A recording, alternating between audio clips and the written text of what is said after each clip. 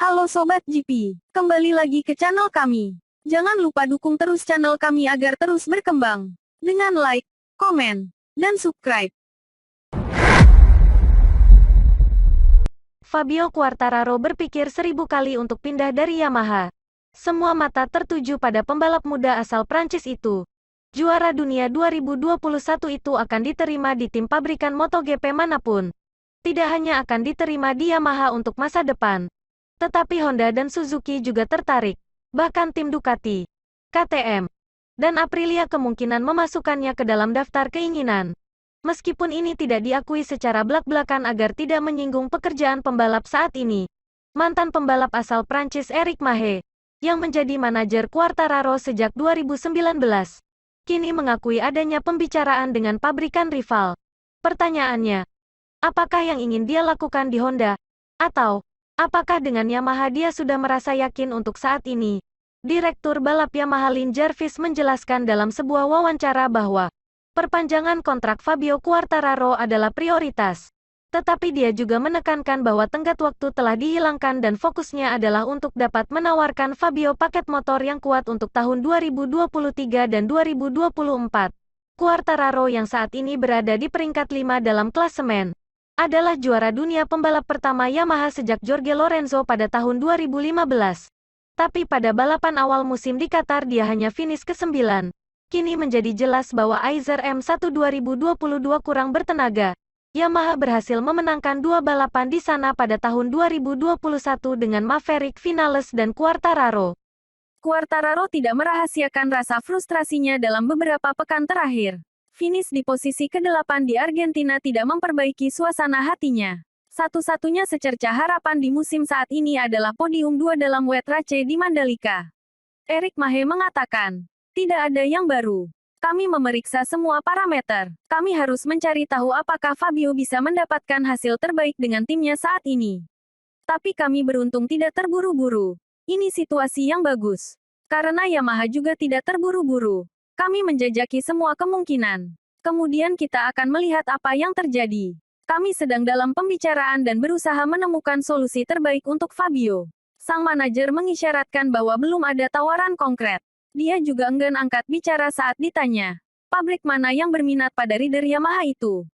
Tetapi orang dapat menebak, HRC berada di antara mereka. Karena sejauh ini Pol Espargaro belum memenuhi harapan. Pembalap berusia 30 tahun itu berada di peringkat 10 dalam klasemen. Sementara dengan KTM, dia berada di peringkat 5 di kejuaraan dunia 2020. Marc Marquez memiliki kontrak dengan Repsol Honda hingga akhir 2024. Begitu pula Francisco Bagnaia dengan tim Lenovo Ducati. Brad Binder dan Miguel Oliveira dianggap sebagai starter reguler di Red Bull KTM Factory Racing dan Franco Morbidelli terikat kontrak dengan Yamaha hingga akhir 2023. Kontrak Alex Rins dan Joan Mir di Suzuki akan segera berakhir. Quartararo yang finish di posisi kedua di belakang Marc Marquez di GP Texas pada 2021, berhasil menempati posisi ketiga pada latihan hari Jumat di Circuit of the Americas.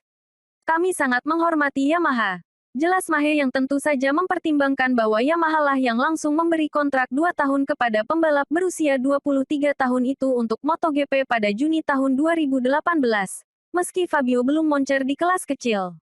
Yamaha menerima banyak kritikan atas langkah berisiko ini. Namun di tahun kedua 2020 pembalap berjuluk El Diablo itu berhasil memenangkan 3 balapan di tim satelit Petronas Yamaha, termasuk 2 yang pertama pada bulan Juli di Jerez. Sementara itu, Fabio cukup mengecewakan. Sedangkan Marc Marquez yang luar biasa dengan kecepatan kualifikasinya, kecepatan balapnya, dan kerentanannya yang rendah untuk crash. Masih harus dilihat, apakah Fabio Quartararo yang baru di awal karir yang luar biasa sebagai pembalap Prancis, ingin melakukan keinginan Honda untuk diduetkan dengan Marquez sebagai rekan satu tim, yang setiap keinginannya diwujudkan oleh para manajer HRC dan sponsor Repsol.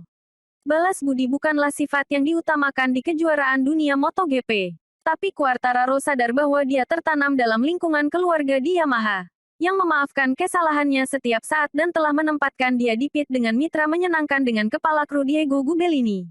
Beberapa hasil teratas selama beberapa minggu ke depan di trek berliku-liku Portimao, Jerez dan Le Mans bisa memberi pertimbangan untuk Yamaha. Juga untuk Fabio Quartararo yang telah memiliki kontrak monster dengan bayaran tinggi sejak 2019.